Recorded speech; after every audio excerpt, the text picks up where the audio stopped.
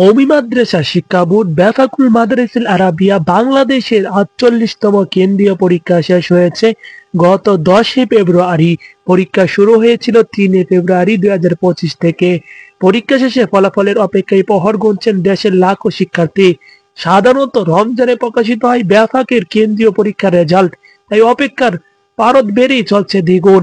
কবে প্রকাশিত হবে, পাবে বেফাকের রেজাল্ট, এই বিষয়ে জানতে হয় কথা হয় বোর্ডটির একাধিক কর্মকর্তার সঙ্গে।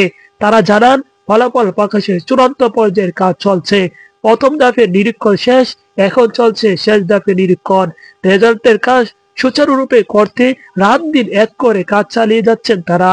এদিকে একটি সূত্র জানিয়েছে, সবকিছু ঠিক থাকলে ২৪ অথবা ২৫ রমজানের মধ্যেই বেফাকের ৪৮তম কেন্দ্রীয় পরীক্ষার ফলাফল প্রকাশ করার সর্বোচ্চ চেষ্টা চলছে। তবে এক্ষেত্রে সূত্রটি সুনির্দিষ্ট তারিখ বলতে অপারগতা প্রকাশ করেছে।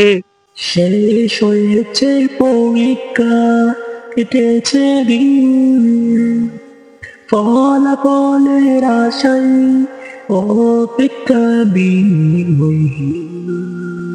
৩ ফেব্রুয়ারি শুরু হয়